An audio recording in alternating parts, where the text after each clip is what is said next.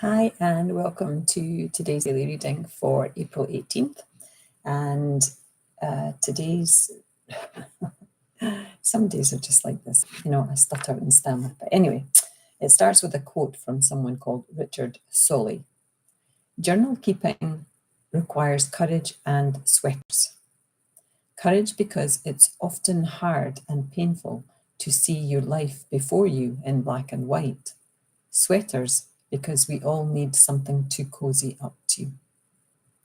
And then Ruth goes on to say, the book is Wrinkles Don't Hurt by Ruth Fishel, Daily Meditations on the Joy of Aging Mindfully. I forgot to say that. So Ruth goes on to say, I have frequently turned to my journal over the years as a vehicle to express what was going on in my life. Sometimes I've used it to record significant events, but most often I have journaled as a vehicle to help me through difficult times. My journal carries me from one place to another, moves me, helps me become unstuck.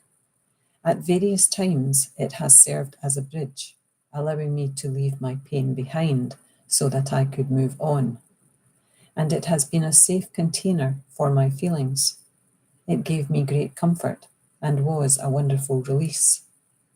So many things are happening to us as we age. There are losses, slowdowns, downsizing, and yes, even illnesses. Let the words and feelings come out without concern for grammar or form, or even if your thoughts don't make any sense. Let these pages serve as a safe container for your thoughts and feelings. You never have to share these words with anyone. It is up to you. I am willing to express all the feelings that have been holding me back from living the joyous and authentic life I was meant to live. I can search deep within and I can search deep within me and write them down in my journal, knowing every step takes me to healing and freedom. See, I think I thought there should be a word in there. I can search deep within me and write them down. Okay, Ruthie, that doesn't make sense to me.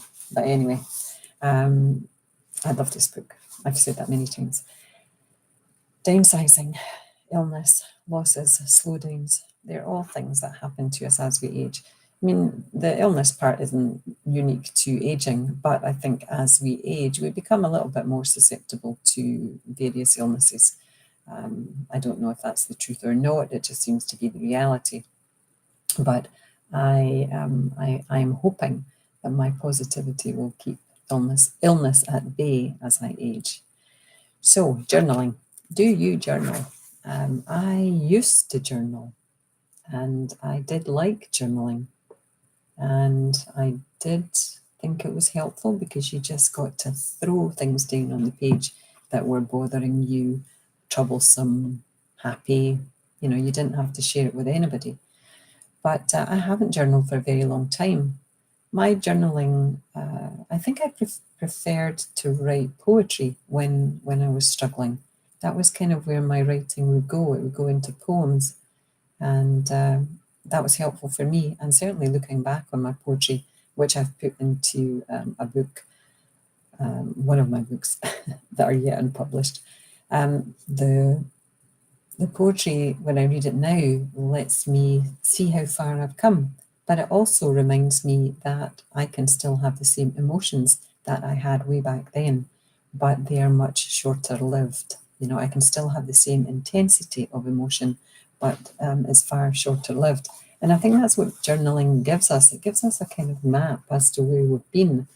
And we can reread it, but we can get lost. I have spent days lost in reading former writings or writings that I've done, including journals, and we can get lost in that, so we kind of waste the day. So there is a danger of that, but doing it for like short periods, grabbing a journal and just looking at it and seeing how far you've come, I think is a great thing. But Ruth has journaled, using it as a bridge. That's wonderful. Using it as a bridge to leave your pain behind, to move on. So you're processing the pain within your writing. There's so many positives about journaling. So if you haven't tried it, you don't need to write much, but They say that if you write first thing in the morning, it's a good time to write because your brain isn't thinking logically yet, it's kind of still tired. So you just write whatever comes into your head. But you can also use it to help process something that's happened during the day before you go to bed. So you can maybe use it twice a day. 5 minutes are up. I have to go. Namaste. Love to you all. And I will see you again tomorrow. Bye now.